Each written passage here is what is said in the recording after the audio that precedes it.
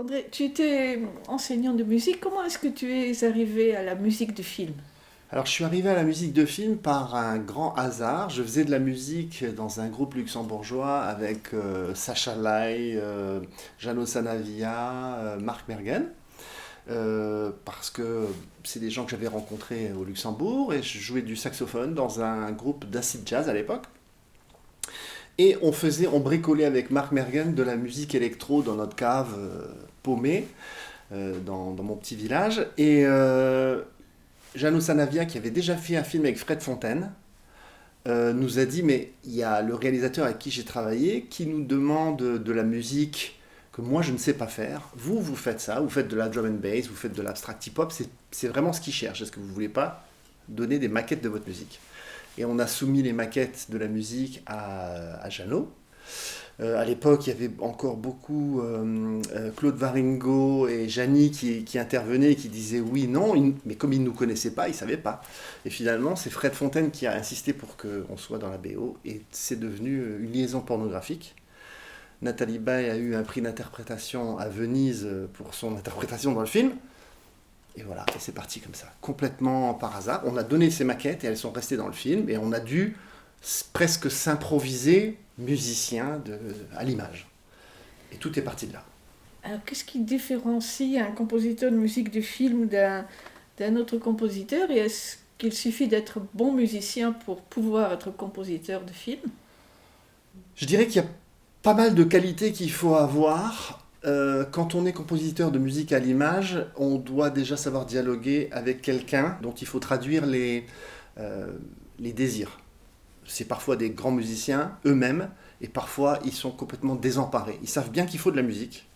Mais donc premier travail, je dirais comprendre ce qu'on demande dans l'écriture. Deuxième chose, je pense qu'il faut être au service d'un film, d'un projet. On est là en tant qu'artisan, on est là en tant qu'un élément d'un tout, et il faut être conscient de la place qu'on a. Et je dirais que la lecture de l'image, et ça c'est quelque chose que je ne savais pas que j'avais, mais il se trouve que je comprends la manière dont ça s'articule, ce qu'il faut amener à tel moment.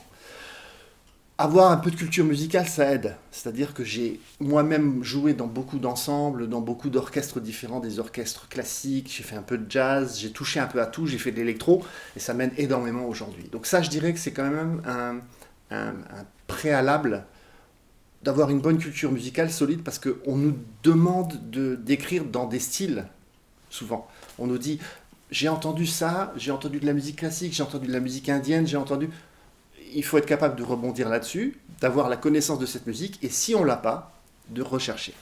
C'est une question de temps, mais c'est aussi, comme tu disais déjà, peut-être une question de connaissance de la musique, parce que, bon, il y a des réalisateurs qui la connaissent, qui savent ce qu'ils veulent, etc.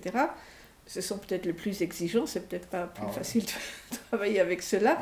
Et il y a aussi ceux qui ne connaissent pas la musique. Donc, dans quelle langue est-ce qu'on parle? Parce que c'est pas facile de dire, voilà, je veux un style, je veux une musique comme tel compositeur l'a fait, je veux tel instrument, je sais pas. Je pense que c'est une des parties les plus intéressantes du métier, c'est-à-dire d'être capable de traduire une volonté, un désir qui est parfois totalement enfoui. Il faut vraiment dans la discussion être capable d'accoucher, c'est de la maïeutique, hein, on essaye de savoir ce qu'il a en tête, pourquoi il veut ça à tel moment, pourquoi. Donc je dirais que c'est quand même une partie très très intéressante. Comment on y arrive? Il n'y a pas de règle, c'est vraiment... Il y a certains réalisateurs ou réalisatrices qui bloquent à un moment parce qu'ils n'arrivent pas à dire ce qu'ils veulent. Certains, alors là je vais même plus loin, certains, je l'ai déjà dit tout à l'heure, savent qu'il faut de la musique, mais ne sont pas sensibles à cette partie du film. Et donc du coup, là, il faut être une force de proposition. Ça peut marcher si on comprend, si on y arrive, mais parfois il y a situation de blocage. Ça arrive. Ça arrive. Il faut déjà savoir quel rôle on veut donner à la musique. Dans les films hollywoodiens, c'est plutôt, voilà, ça souligne tout ce qui se passe et ça fait avancer l'action. Oui. Mais voilà, ça peut aussi caractériser un personnage, installer une atmosphère. Il y a des Comment... approches totalement différentes. Il y a des gens qui pensent qu'il leur faut de la musique immersive tout au long du film. Tout est fait aujourd'hui pour mettre le spectateur en immersion, c'est-à-dire qu'on est dans des salles très confortables, dans lesquelles il y a de la musique qui arrive de partout, et donc cette technologie a fait qu'on cherche l'immersion. On cherche à plonger le spectateur dans un bain de musique, dans un bain de son, on est environné, et je pense que ça a conditionné la manière dont la musique a avancé, et comment elle a évolué, cette musique de film. L'approche mélodique ou du leitmotiv, pour l'instant, c'est pas ça. On y revient. Il y a des compositeurs qui réussissent vraiment à instiller la culture occidentale et la mélodie dans la musique de film, mais ce qui a longtemps été la règle devient quelque chose qu'on n'utilise pas de peur de devenir ringard, de peur de devenir un petit peu altmodisch. Ou, voilà, c'est bizarre. Moi, je suis un mélodiste, donc j'adore la mélodie, j'adore caractériser un personnage, j'adore que au loin, on entende cette petite mélodie qui tout d'un coup fasse penser à un personnage qu'on ne voit pas à l'écran, des choses comme ça. J'aime travailler cette matière-là, mais c'est pas aujourd'hui la chose la plus répandue. Comme tu disais, on est dans une musique qui est là. On se demande parfois pourquoi elle est là. Le problème, c'est que dans cette approche, la musique étant tout le temps là, si tu l'enlèves, tu crées un trou. Et le spectateur est comme ça, il se demande ce qui se passe. Parce que tu crées un manque. À partir du moment où tu décides que tu en mets partout, tu es obligé d'en mettre partout. Donc je me retrouve à écrire moi des BO qui font, sur 90 minutes de musique, sur 90 minutes de film, j'écris 80 minutes de musique. Ce qui est fou. Et c'est de la musique, je dirais, fonctionnelle, dans le meilleur des cas. Parce que des fois, c'est pas fonctionnel, c'est juste pour remplir un trou qui apparaîtrait comme un gouffre, quoi, pour le spectateur. Et puis il y a aussi des films dans lesquels la musique fait partie de l'action. Je pense à Ennio Morricone, où la musique a vraiment un rôle dans la narration. Est-ce que tu as déjà travaillé sur des films comme ça? Je dirais que l'approche européenne, ou les films plus européens, plus auteurs, permettent ça. Où vraiment on est un des acteurs de la narration et où on peut permettre certaines pistes. Mais là, il faut que vraiment la musique soit assumée en tant que telle et qu'à l'écran, elle ne fasse pas peur, qu'elle ne soit pas enfouie sous des couches de son. Voilà. Ça, c'est propre à chaque réalisateur, chaque réalisatrice. Certains ne sont pas frileux par rapport à ça, et d'autres sont complètement réfractaires parce qu'ils ont peur que la musique prenne une place qu'ils n'ont pas forcément envie de donner à la musique. Voilà. Donc c'est toujours à tâtons, mais généralement, encore aujourd'hui, dans la musique de films d'auteurs européens, la musique a sa place. Par contre, elle est clairsemée, elle est parsemée dans le film, elle arrive à des moments qui sont jugés importants, soit par le compositeur qui fait des suggestions, soit par le réalisateur ou le monteur qui demande expressément qu'il y ait de la musique à ce moment-là. Mais je dirais que voilà, c'est peut-être une tendance qui est quand même en train de disparaître un peu. Hein. Et puis il y a les réalisateurs qui n'en emploient pas de musique du tout, hein, comme les Dardenne, Ouais, oui, ou Michel Haneke, qui dit même que la musique, il parle des films réalistes, pas des films de genre, mais que la musique des films sert à masquer les erreurs du réalisateur. Moi, je pense qu'il y a du vrai dans ça. C'est-à-dire que la musique va sauver les meubles parfois. J'ai fait des séries ou des téléfilms et où on se dit que heureusement que la musique est là un tout petit peu pour aider, parce que peut-être on n'a eu pas trop de temps pour tourner telle scène. Après, de là à dire que cette musique n'est pas nécessaire du tout, là, je crois que l'histoire de la musique de film a prouvé quand même qu'elle avait une utilité. Il faut juste trouver la bonne place, la bonne jauge. Les films sans musique, il y a un côté à l'os comme ça qui me déplaît pas, moi. J'aime bien et je me dis parfois, il vaut mieux rien que quelque chose qui est pas bon. Je revois parfois des films sur Arte, des films d'auteurs très intello, Et il y a une musique, je sais pas moi, un quatuor, mais même les films de Chabrol avec tous ces quatuors à cordes un petit peu, avec une musique très typée, ça m'énerve au bout d'un moment. En plus, le son est très mauvais à l'époque. Donc je me dis, pourquoi de la musique à ce moment-là? Pourquoi? Est-ce qu'il en fallait vraiment? Est-ce que ça sert? Est-ce que ça amène quelque chose?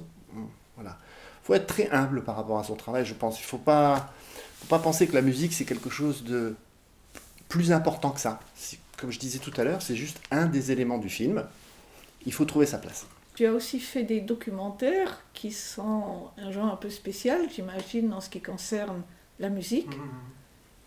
Et comment est-ce que tu approches d'abord quand c'est un documentaire historique, par exemple, avec des images d'archives, est-ce que la musique est simplement là pour meubler des images sur lesquelles il n'y a peut-être pas de son? Ça, c'est une question compliquée parce que j'ai l'impression qu'il y a à la fois plus de latitude, on donne plus d'importance à la musique, je dirais, vas-y, propose-nous quelque chose. Dans le film de fiction, on a déjà une idée un peu préconçue de ce qu'on veut. Mais dans le documentaire, c'est très ouvert. Et en même temps, comme il y a beaucoup de dialogue, comme ça parle beaucoup, la musique, elle est vraiment là dans un rôle, je dirais, plus fonctionnel. Donc il faut trouver une place particulière dans le documentaire, ce qui n'est pas forcément plus évident. C'est pas ce que je préfère faire. Et en même temps, je sais que dans certains documentaires, je pense par exemple à celui de Karolina Markiewicz, sur cette pérégrination des personnages qui vont découvrir un petit peu à la fois leur propre histoire et puis l'histoire de la Shoah, elle m'a donné beaucoup de liberté. Et je me suis éclaté à écrire quelque chose qui, au départ, n'aurait pas vraiment été la couleur qu'elle imaginait, voilà, avec Pascal Piron. Voilà. Donc, mais voilà, ça fait un moment que je fais plus de documentaires.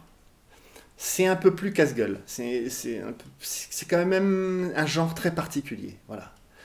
En revanche, tu fais des films d'animation. Est-ce que c'est quelque chose de différent, vraiment? Totalement différent. Et là, pour le coup, on a beaucoup de liberté. Euh, et on peut, et c'est quelque chose que j'aime bien, moi, on donne une grande part au cliché. C'est-à-dire qu'on accepte que le côté cartoon puisse apparaître de temps en temps. Alors il y a des réalisateurs qui n'aiment pas du tout. Hein. Quand je fais Icar avec Carlo Vogele, le côté cartoon, il est totalement absent du film, parce que le film est un peu sérieux. Mais cela dit, dans la plupart des films, comme on estime que c'est plutôt un public d'enfants, bon, aujourd'hui on essaye d'amener toute la famille avec les enfants, histoire de... Voilà, mais comme c'est plutôt un public d'enfants, alors on s'autorise les clichés, on s'autorise le côté cartoon, on s'autorise... Et c'est quelque chose que j'aime beaucoup. J'adore jouer avec les règles, jouer avec les choses qui existent déjà et les faire mien et jouer avec en fait. Voilà. Donc ça, c'est quelque chose qui me plaît beaucoup. C'est pour ça que dernièrement, je fais beaucoup de films d'animation et ouais, c'est quelque chose je me rends compte que je suis à ma place. J'ai peut-être aussi un côté encore un peu enfantin et donc du coup, c'est des codes qui me plaisent beaucoup, que j'aime travailler. Il y a un exercice peut-être aussi un peu spécial auquel on ne pense que rarement, c'est la musique de générique de fin. Euh, Comment est-ce qu'on l'aborde? Est-ce qu'elle est supposée résumer ce qui s'est passé ou faire partir les spectateurs dans une atmosphère particulière? Question très très très très intéressante. Parce que ce générique de fin, il n'est jamais composé pendant le film. On n'y pense jamais. Et tout d'un coup, au montage, on se dit, mais oui, punaise, ce générique de fin, qu'est-ce qu'on fait? Qu'est-ce qu'on fait avec ça? Et là, tout d'un coup, panique, branle-bas de combat, parce qu'on ne sait même pas quelle est la durée du générique. On sait bien qu'à un moment, on va devoir mettre tout le monde, et il y a une sorte de consensus autour de 3 minutes, 3 minutes 30. Ça, on sait. Et puis là, se pose la question, oui, mais qu'est-ce qu'on fait? Comme tu dis, est-ce qu'on fait une sorte de pot pourri de ce qui a été dans le film, à la manière peut-être des ouvertures d'opéra? Bizet, quand il fait Carmen, il fait déjà entendre les thèmes du film. Mais là, c'est à l'arrière. Est-ce qu'on refait entendre? Est-ce qu'on fait un montage de ce qu'on a déjà? Ou est-ce qu'on compose une vraie musique de fin? Je parlais de Jacques Houlot tout à l'heure, quelqu'un qui a une idée précise de ce qu'il veut.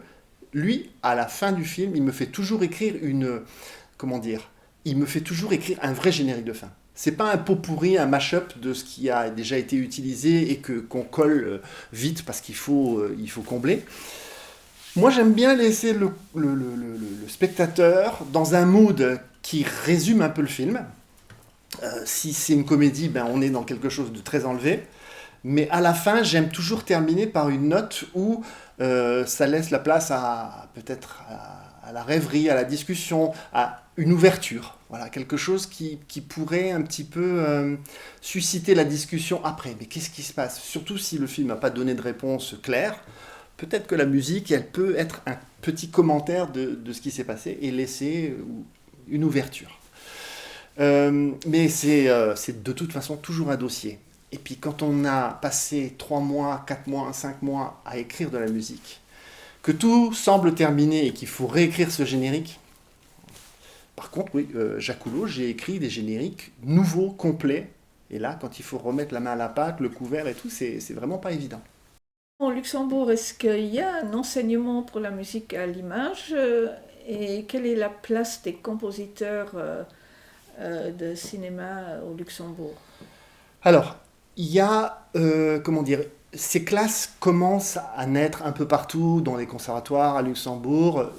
C'est une classe que j'ai créée moi dans les années 2000, je dirais, où il y a toujours un peu d'élèves intéressés, mais de plus en plus, je dirais par le biais de l'informatique musicale, de l'outil informatique qui va servir à composer des chansons, à faire des notes sur partition, à faire de la musique de film, on réussit à amener les gens à dire, ah, tu vois, regarde, on peut utiliser la musique pour un clip, pour une petite vidéo, pourquoi pas pour un film, tu as déjà fait. Et donc on réussit à les intéresser, mais il y a quand même des gens qui viennent expressément pour ça et qui disent, voilà, moi ça m'intéresse de faire ça, je voudrais en faire mon métier. Voilà, il faut les accompagner. Et donc, c'est une discipline, on va dire, embryonnaire. Mais elle est embryonnaire partout. Dans les grands conservatoires en France, c'est pareil, c'est quelque chose qui est né il n'y a pas si longtemps que ça. Voilà. Mais on commence à se dire, là, pour les musiciens, il y a une discipline intéressante et qui peut donner du travail à des gens.